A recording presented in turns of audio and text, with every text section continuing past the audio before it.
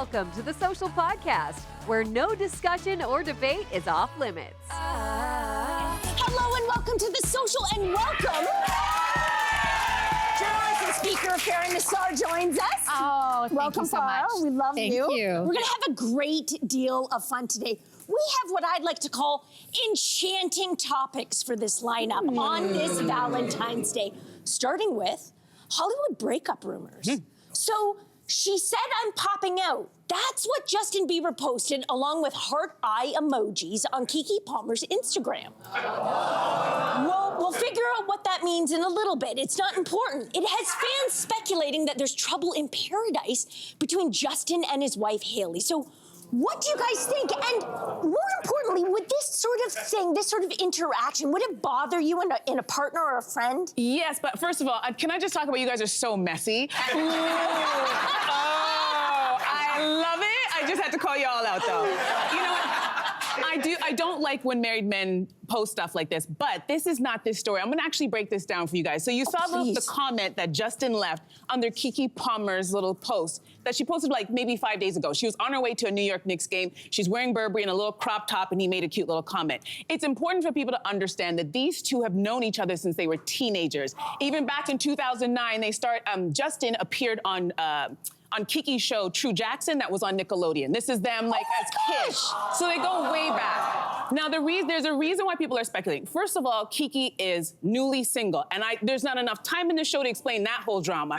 So just know that. So people were just like, oh, he made that comment. Maybe they're doing music together. Maybe they're doing this. But this is why people are speculating that there was something more.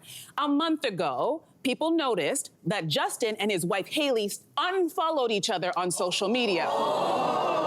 Messy, all right? So usually when a celebrity couple does that, this is how we know they're breaking up. Now, this is what Justin posted after he noticed that post as well. This is on his Insta story. It says, someone went on my account and unfollowed my wife. Bleep is getting sus out here. So he was letting people know he didn't do this. Somebody else is in his account and doing this. So this is why everybody was speculating the comment that he left on Keke's thing was more than just a comment. They're friends and it's nothing and someone's messing with their did he do it? He made the comment though. Now y'all Wait, but he made the comment though. He made that comment. He did make yes, that comment. Okay, yeah. okay. Well, I guess I'll ask you, here's the question though, and you can answer it as well. Okay. If your partner decided to write this comment or something like that on someone else's site, how do you feel about it? Nothing says I value our marriage more than commenting on another woman's thirst trap. Like, come on. You think it's too much? You can't do it. Isn't it just weird? Like, sometimes you'll see like a friend maybe comment on a celebrity's post. Like our friend Amber, one time I saw her name pop up on Dolly Parton's Instagram, wishing her a happy birthday, and I was like, oh, that's so cute. But then another time, like I've seen like a guy friend comment, you look hot, or something like that. Honestly, on Sabrina Carpenter's, and that's just gross. Yeah. Like, I don't like seeing that. Yeah, you know what, I'm not married, but I will get upset on behalf of my married friends if I see their husband double tapping. You don't even have to make a comment. Just a double tap? A double tap or anything, because what it says is you're disrespecting your relationship. But wait, if it's Dame Judi Dench, is that okay? No, that's an obvious answer. Dame Judi Dench. We're talking about there's a single woman who's posted a picture. It's a thirst trap. She looks cute. Her belly's out. The boobs are out. She's pouting, and then you have your husband out there going, nice little. It's not. But it's just something that's just not necessary. You just defended this whole story Well, to do with. This is celebrity world, and evering gets blown up, and it's a different situation. But there's already rumors going around. Like, if your fingers are so itchy, then just like text your wife. Good point. I mean, I don't know. I think we are making all kinds of assumptions of people who are thinking that this is suspicious, but I think we do this in our own lives as well. It depends on the nature of their relationship. It depends on how much you trust. You're right. It depends on like the type of person, and if you're with a type of guy that you already don't trust, and you find, like, again, I sit here as a person who speaks about my crushes on national television on a regular basis, and my poor husband, Jason, has to take it every single time. And so if who would I be to say anything about if he decided to double tap? But wait. Any one of you guys. I got a question. I would be so excited if he double tapped any one of you. Okay, go for it. I got a question. Okay, so say I post a picture in this dress, popping out, lips, everything, and you see your husband is double tapped and some heart emojis. Yeah, the emoji was a bit much. Are you unbothered by it? Are you bothered by it? I would be intrigued by it. the wrong person. Jason, who is that? I asked the wrong wife. Who is that, I Jason? asked the wrong wife. I'm so sorry I even opened that door. You know what? Let's move on.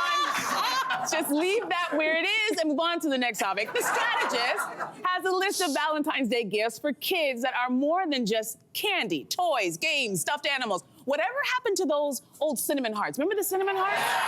All right, so is buying gifts for kids on Valentine's Day going too far? Interesting. You don't think so? I mean, again, there's gifts and then there's gifts, right? Like, I'm not gonna like do some huge spread, but I definitely have the fondest memories of my childhood. On Valentine's Day, I would open up my lunch and there would be a handwritten note from my mom. Yeah. And I remember that so vividly. It didn't cost a thing. She might have thrown in some cinnamon hearts. Who likes those anyways? Anyways. But I will say that I definitely buy something small. But I think I draw the line at that. Just something. Do you do this? So I fell victim to this trap really bad when the kids were young. I think I have some pictures. Like I would wake up at like 5 a.m. I'd make them, an amazing breakfast. my I would go gosh. all out. Yeah, but guys, this morning I know every year I did this, had the same placemats. This year I couldn't find the placemats. 1, 2, I woke up late and I felt so guilty. And then guess what my daughter did? Uh-oh. What? Look at the picture. Oh, what? She Oh, put her she- pajamas on. She made me coffee. I know. She took the mantle. Look at her with my latte this morning. She's a real sweet There's girl. sadness in her eyes, though. Truly disappointed. No, I'm kidding. Are you gonna do anything when you come home from this? I say that in jest, but I do think that parents set themselves up a little bit when I they know. start these trends, not thinking, am I gonna still wanna do this 5 years down the road? Well, there is a whole trend. Kate McKenna, our good friend, our producer here, she was talking about this morning. There's a whole mom TikTok where it's moms going above and beyond the call of mothering, if you will. So, like for Valentine's Day, here's what one mother is posting. Oh, my that God. she does these Yeah. entire That's- baskets, come on. and there's more than one basket. There's a basket for 3 kids, and so at one point you kind of have to ask, or at least I ask, who is this for? Is this for your for kid? Instagram. or is That's it for what it's Instagram? for. But then it's Yeah. creating this It's for false a sense of- landfill is what it's for. No Yeah, kidding, good right? point. I Yeah. totally agree. Very good point. I totally agree with that. And what message are we sending? You know what? I feel like mothers are going to feel like they're not good enough if they're not going to those lengths. I'm gonna tell you something, guys. There's a meeting that happens in the morning. I'm gonna ignore these 3. We have a meeting in the morning. And let me tell you the real deal about these women. They are dark inside. Don't take her by that cute little outfit. Stop. That heart? Nonsense. They hated Valentine's Day. I showed up in red today. I had my heart socks on. They were like, what are you doing today? I was like, it's Valentine's Day. And I was trying to understand, why are people just so riled up about a mom taking the time to make sure that her kid and everybody in her class gets a nice little present? If she has the time and the effort to make a basket. It's like a wedding registry now. Like, But you know what? No, but I figured it. I figured it out. Because you know me, I'm a researcher. I always get to the bottom. So I came across this story of worst Valentine's Day stories. And here's the story. It says, in 5th grade, I didn't receive a single Valentine's Day card in my cubby while everyone else did. And I thought, the light bulb went off. I go, the parent who's doing this and buying all the gifts and doing all the baskets is probably the kid who sat in that class and didn't receive anything. And I'm gonna sit here and say, I too was that kid. I didn't, bring it into my adulthood. No, don't offer me like that. I have a therapist. I let that stuff go. Right? But it's like, I have bigger fish to fry in my life. But I'm thinking perhaps the parents are making the extra effort, are thinking, yeah, I didn't like being in that classroom on that day, which was supposed to be about love and getting presents and balloons, and I got nothing. So this is what they're doing. They're making sure that not only their kid, that's right, boyfriend, wait. Not only their child, but every single child will never leave school on Valentine's Day not feeling loved or liked or appreciated. And that's why they're doing it. All right, let's keep this fabulous party going. Tomorrow is Flag Day. 60 years since we adopted the red maple leaf, and all of our living former prime ministers released a joint statement urging everyone to fly their flags as a sign of unity in the face of Donald Trump's threats. Yes. Right? We like that. So what are your thoughts on this call to action? So I actually am very happy about this because I feel like the past few years, our flag has essentially been hijacked by like the Freedom Convoy, the trucker protest, and it's been put aside beside like the Confederate flag and other hateful symbols, and it's made me really sad.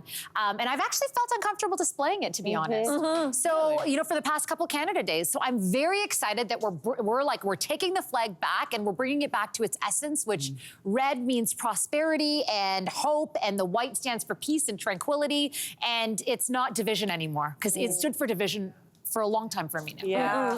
So I'm very happy about that. Yeah. I mean, I like the idea behind it. I do find something slightly humorous about the fact that a lot of people will be running out to buy these flags, probably from places where the people who they come from probably overseas, China, for example. But there's something a little bit funny and ironic about that. But I will say that I think while it is nice and heartening to see everybody coming together in this way, there's something a little bit unsettling about the fact that, like, unless we actually put action behind it, it's just superficial, right? Unless we actually start to unify and come together, then it's meaningless. It's just a you know, a symbol, right? And I think the more that we hear also politicians spouting rhetoric that is parroting the leader to the south, again, I think that this just becomes meaningless, in my opinion. Yeah, Okay.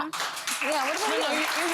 Well, I'd like to get to where you are. When I see the flag, and I'm not proud of this, I still feel a little, triggered's a hard word, but like, you know, like what's gonna happen? And I think it also has to do with, you know, some of my worst social media trolls about 5 years ago, nearly all of their avatars were Canadian flags. Yes. So I have this visceral sort of reaction. But if former prime ministers who get bullied, you know, a lot and who get a lot of hate can take it, then I should be able to take it too. That being said, there's something about a flag and nationalism, like it signals nationalism. Nationalism can be a beautiful thing. It can create unity, but that line then to extreme nationalism, which can lead to both world wars, you know, there's just something about like maybe a little Canada Day pin or a red toque. Like I would feel great about that. Or just supporting Canadian businesses. We are doing that. I guess the visual is what really packs the punch. Like if everyone flew that flag, that's a very power visual. It's a very powerful symbol. But yeah, maybe the scarves or something instead. Okay, that's interesting. I would like to personally thank President Donald Trump. Thank you. Thank you for uniting my country once again. We owe you a Tim Hortons muffin basket or something. To what you were saying, the last few years have been a little divisive, but I love that because of these tariffs, we've come together and reminded ourselves of who we are, and that we know that we may not agree on everything, but we do love this country. And a lot of us are very grateful that our families came here and settled here. And we're all on the same side. Yeah. Not only will I buy a flag, I also will sing "Oh Canada" in the face of everybody I meet, just to remind them that I'm a proud Canadian. Oh, Canada!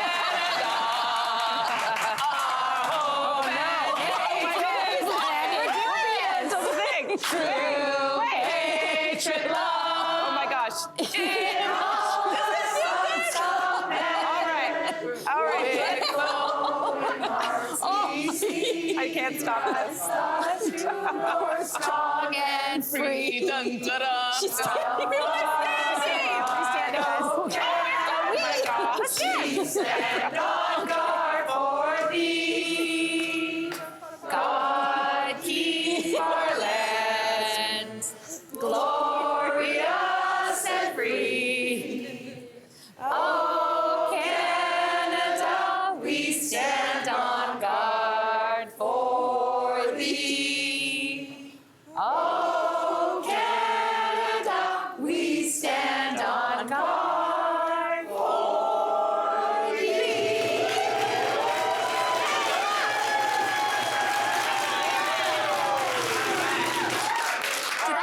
That just happened. That happened. See, that feels good. Thank you. That feels really That nice. felt good. People are crying. We love our country. People are crying because we love our country. Very good. Yeah. Oh We my needed gosh, that. it's Yeah.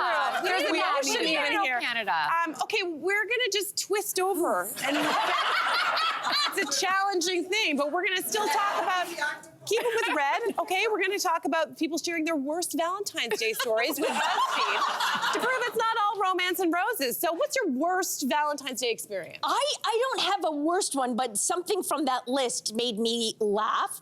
And it reads, I realized that the Valentine's Day cards I'd been receiving from my secret admirer for years were from my parents.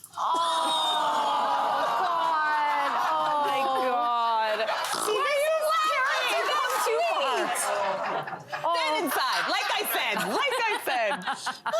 Do you have a worst story? So mine isn't worse, but it's going to be like a bit of a controversial opinion. So I actually prefer Valentine's Day when my husband's traveling. Oh. And I'll tell you why. Okay. Because so for the first 10 Valentine's Days approximately we were together, there's this tech conference that would happen in Barcelona. It would fall the same week as Valentine's Day every year. So he would never be around. And he felt so guilty that he would send flowers to work. He would, send me lingerie. He even, I remember once planned this like Galentine's dinner with me and my friends. And now, I know, now it's like business as usual. Tonight he's going to the hockey rink with my son tonight. Yeah. Literally Nothing no plans special. in my house. I get that. Right? So I miss the guilt. So hopefully he's watching. Maybe I'll go somewhere next year. I don't know. Do you have a terrible Valentine's Day? I already shared mine on the show a long time ago of the guy that planned the date and then like 2 weeks in advance and then forgot and then wanted me to pay for the movie and then had me drop him off. remember And that. That was my Valentine's Day. So That's been a year ago. No, that was ages ago. Oh, That sorry.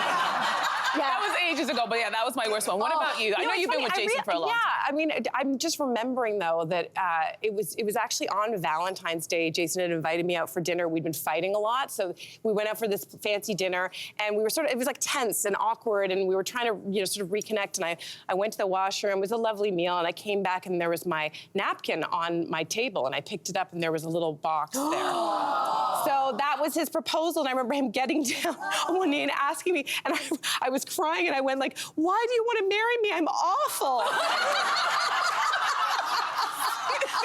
it all worked out, guys. Great story. Very cute. So that's my memory.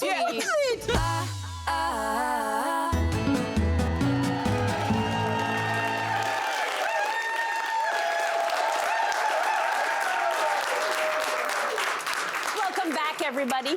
For Valentine's Day, I really wanted to whisk the hosts away to Paris and stay at a 5-star hotel. But the hotel was 2,000 big ones a night. So instead, I decided to bring a little piece of Paris to them. Take a look. A famous chocolate cake from the Hotel de Crillon in Paris. And I thought, what screams Valentine's Day more than that? Oh my God! Wow. This looks rich. It looks decadent. Okay, so I've decided to perform the cake's finishing touch, which is a dusting of cocoa powder on live TV, because, like, why not? Of course. Right? Here we go. Okay, do We're it. just gonna do this here. Okay. The cake, I should also Can we see say. the stencil? What is up with the stencil? Well, the stencil I made myself, and I stole supplies from the work cabinet here. Don't tell anyone. Okay, let's see if this works. Here we go. Oh, God. It's so pretty.